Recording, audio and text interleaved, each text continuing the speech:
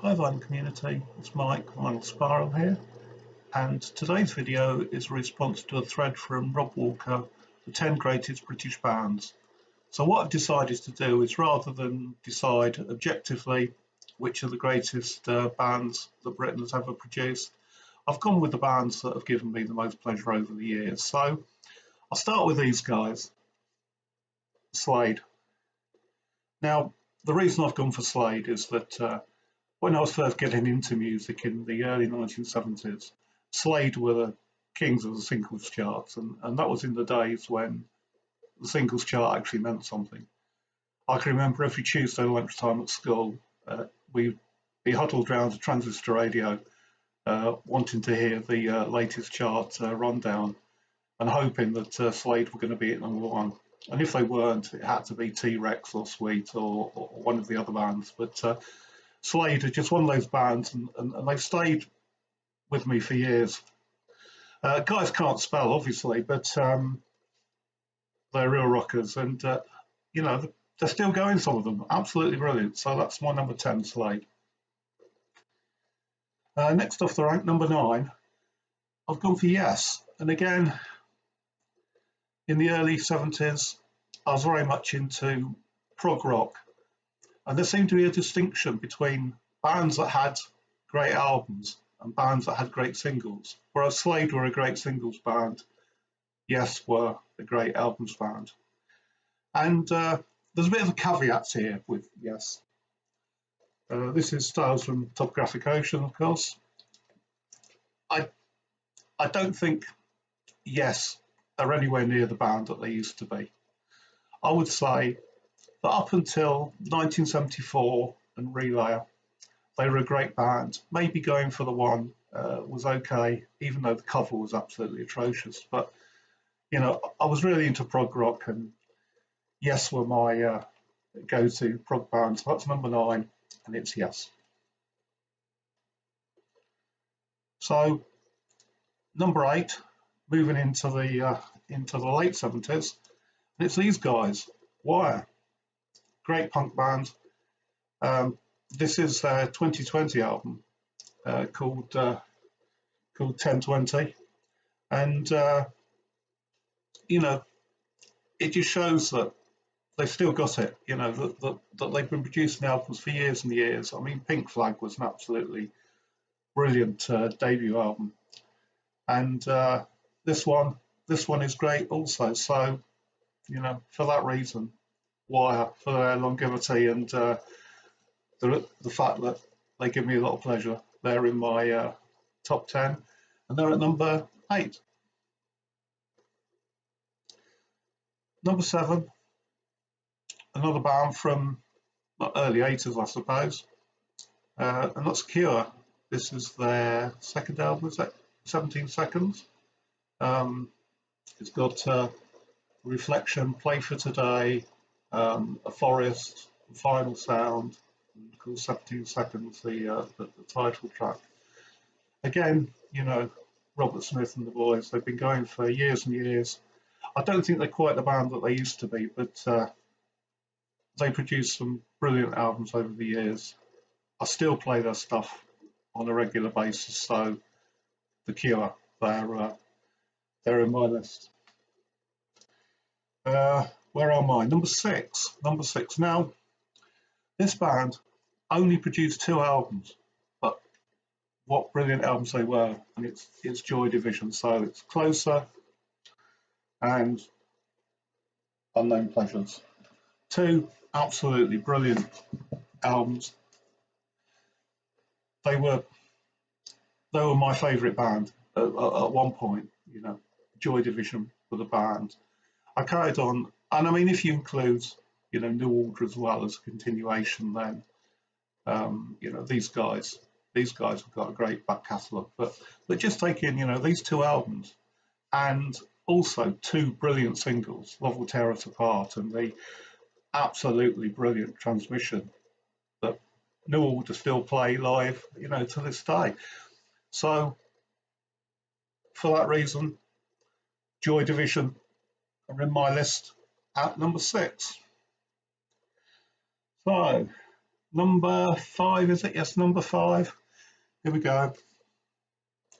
The Rockers, Led Zeppelin. This is my rather beat up copy of Physical Graffiti. Again, I've gone for Led Zeppelin because I still play their stuff. They produce some absolutely brilliant albums. I don't think there's a single bad album that Led Zeppelin produced. They've been so influential as well, I think, in the world of rock music. So Led Zeppelin are up there. They're in my top 5 at number 5. Now, number 4, I thought, well, why just go for the old stuff? Why not some contemporary bands? So I've gone for these guys from Lancashire. Holly and David from Lancashire, collectively known as the Lovely Eggs. They're very much a sort of a do-it-yourself punk band, bit psychedelic, absolutely brilliant. So they produced 6 albums, every one of them. It's absolutely brilliant. And I buy their singles as well. They're probably the only band that I'm actually a bit of a completist on. I've chosen this album because it has their fan favourite on there, called "People Are Twats." Everybody sings along, and it's got a bit of a catchy hook at the end. And if you're truly a Lovely Eggs fan, you don't get caught out. If you're not, then you do. But there we go. Their songs, range from anything from 30 seconds up to probably 3 minutes. You blink and you miss them, but absolutely brilliant. Brilliant live. Love these guys. So I'll put them in at number 4, probably rather controversially, but there you go. Lovely Eggs. Number 3, I don't think I need to say anything about Susie and the Banshees, other than they're absolutely brilliant. Susie has an absolutely brilliant voice, and in the world of punk in the late 70s, these guys were innovators. They ploughed their own furrow. They were a little bit different from everybody else. I think, without wanting to insult any other punk bands, I think they were a lot more intelligent in their